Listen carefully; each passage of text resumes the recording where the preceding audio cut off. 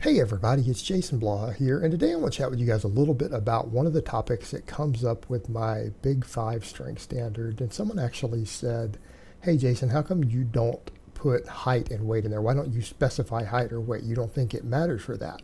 And my answer to that is, well, it matters, but it matters in the context of, in order to reach the desired goal, you should probably hit all five of those strength standards, irrespective of your height and weight. Irrespective of your height and weight. And when you think about what the standard is, it actually makes sense as to why I say that. Because what is the standard? The standard is that if you can hit all five, not three, not four, not four and a half, but all five of these lifts, that's the standard. It's not five separate standards, it's one standard. And that standard has five criteria. That if you can hit all five of these lifts, then you are going to look to the average person while walking down the street pretty jacked, with good body composition, and probably at a healthy body fat, right?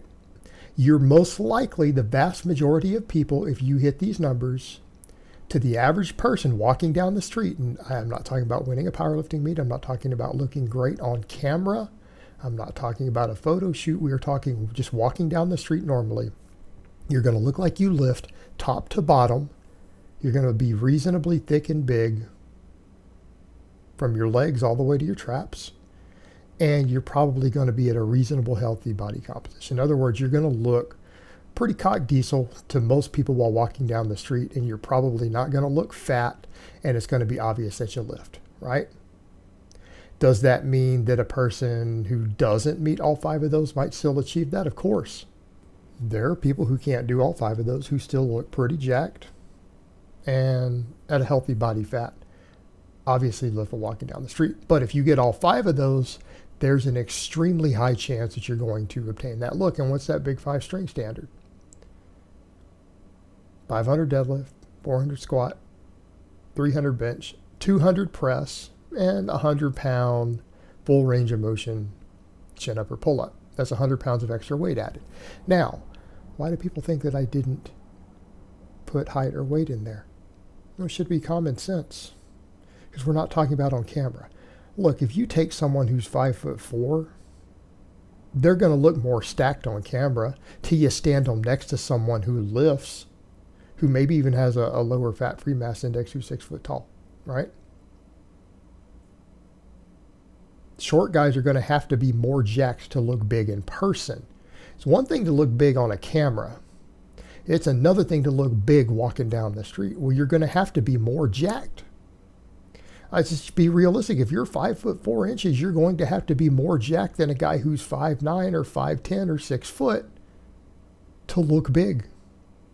Because guys who are 6 foot tall already look big if they even lift a little bit. Unless they look like a beanpole, they tend to look jacked relatively easy, right? And they're going to have more muscle on their frame. Now, you need to remember the shorter guy is obviously what? He's going to be stronger pound for pound. Pound for pound strength is actually just a measurement of your height. That's what pound for pound really means. Because if two guys are 160 pounds with the same body fat and one guy's 4 inches shorter than the other, he's probably going to be a hell of a lot stronger. 9 out of 10 times he is going to be significantly stronger. Why? Because, well, he probably has slightly more muscle at that body weight because he has less bone weight. But number two, he moves the weight a shorter distance. In other words, moving 500 pounds 12 inches is easier than moving 500 pounds 18 inches, right? Everybody understand that? Basic physics. It requires less force. Well, if muscle mass is where you get your force production, most of it, the biggest factor, moving a weight a shorter distance, you could move a heavier weight, right? Because it requires less force and it requires less muscle. The shorter guy is going to be stronger pound for pound, but he's going to have less total muscle on his frame. You know, that's why he might end up being 160 with the same fat-free mass index that another guy weighs 190 who has. Now, the guy who's 190 is probably going to be overall slightly stronger, But pound for pound, he's going to be a lot weaker than the short guy because that's what pound for pound strength measures. So when you look at these different heights, factor that in. Think about the amount of muscle that is needed for a 5'4" guy to deadlift 500 pounds and squat 400 pounds versus a 6' guy trying to deadlift the 500 and squat the 400. 6 foot versus 5'4", right? Walking down the street, the taller guy is going to look bigger. He's not going to be as thick as the shorter guy, but the shorter guy is going to have to be thicker. The shorter guy is going to have to look thick as peanut butter if he wants to look big walking down the street. Taller guy will probably have more muscle because he's going to weigh more, but he's not going to be proportionately as thick, but he's just going to look big. Because a 6 foot tall guy looks big, or a 6'2" guy looks big unless he's skinny. Now, if you're 6 foot or 6'2" and you can squat 400, deadlift 500, you're probably not real skinny. You guys see the point? But the short guy's going to have to be absolutely stacked to look big. If you are below average height, you're going to have to be absolutely jacked to look big walking down the street. You can weigh 160 at 5'4" and look jacked on camera. You can't do it walking up or down the street in front of people in your clothes. You're going to have to be really jacked. So therefore, the strength standard is the same. Because what is the strength standard measure? That if you hit these numbers, you're probably going to look reasonably jacked and reasonably lean and like you lift. Like everyone's going to be able to tell that you lift. Not bodybuilders, they can't tell. Right? People who are indoctrinated into the bodybuilding world literally don't think anyone looks like they lift unless they're on 2 grams of gear and growth hormone. But to the average person, you're going to look like you lift. And you're going to look reasonably lean. And people say, well, why didn't you factor in body weight? Because you don't need to. Because what are we measuring here? We're measuring muscle mass, right? These lifts are a proxy for overall size. Because size and strength can't be fully connected. There's going to be 90% overlap. But it's relative to your height. So why would we need to factor in body weight? The shorter guy is going to hit these lifts at a lighter body weight than the taller guy will. So it scales just fine. It scales just fine. Taller guy's going to have to do it at a higher body weight. He's got to move the weight further. He's going to need more muscle. He can't carry the same muscle as a guy 6 inches shorter than him and hit the same lifts. He has to move the weight further. He needs more muscle to do it. He's also got a more disproportionate frame to spread that muscle across, though, so he's not going to look as stacked. But because of his overall stature, he will look big. They'll both look big. And that's the point. Now, we don't need to factor in weight additionally for that because we already have accounted for body fat. If this is a measurement of you having gained enough muscle top to bottom to look fairly jacked, we don't need to factor in muscle weight. If we know that to reach these standards, a taller guy is going to have to weigh a bit more than the shorter guy, we don't need to factor in body weight.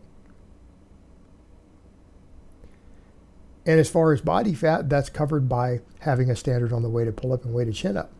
There's a lot of really strong, really big guys who carry too much body fat who can't hit that standard, right? Therefore, they don't meet the strength standard. Therefore, they don't meet the end result, which is to look reasonably lean and be at a healthy body fat because they're fat. Not saying they're not strong. Not saying they're not jacked. Not saying they're not stacked. They might be thick as peanut butter. But they're not very lean. And I don't mean bodybuilder lean. We're just talking a healthy body fat, somewhere in the 10 to maybe 18% body fat range, right? That's all we're talking about, maybe even up to 20. That's the healthy normal range, right? The chin up and pull up accounts for that. It's very, very, very difficult for someone to hit that pull up or chin up who is over 20% body fat. You have to be insanely strong to pull that off. Well, if you're that insanely strong, if you're really fat and you can do a 100-pound pull up, you are probably jacked beyond belief underneath the fat. So you're still going to look big probably not going to necessarily look lean, but you're going to be so big that it's not going to matter at that point for people saying, oh, that dude's big, right? So people need to understand the context for this. And when you look at the context, and if you think through the Big Five standard and then think through what sort of body composition people at different heights and body weights would have to achieve this, you'll understand that this same standard can be applied to a guy who's 5'4", a guy who's 5'9", a guy who's 6'2", and the same standard will still apply to that same result. They aren't really going to be exceptions. And then people say, well, why not body weight? Well, because if you're too fat, you won't meet the strength standard. But if you don't have enough muscle, you won't either. So obviously, if we're measuring muscle mass relative to height, which is what this standard does, the amount of muscle spread across your frame evenly, we don't need to measure body weight with it. That's already accounted for. If you aren't jacked and you're not fat, you're not going to have a lot of body weight. This is a measurement of muscle mass. So no, we wouldn't set a standard for height or weight. If you're too fat to hit the squat or the pull-up standard, you probably need to diet some fat off to reach the end goal of the look that I described. If you're so light that you can do a 150-pound dead hang pull-up, but you can't reach the squat or the deadlift, you probably don't have any muscle in your legs. And so you look like a guy who just trained his chest and arms. So you don't look particularly jacked either walking down the street. You only look if they look at you from the waist up in a picture. So hopefully it makes better sense now. All right, guys, but that's really all I have to say on that today. I hope it's been informative, and I will talk to you guys next time.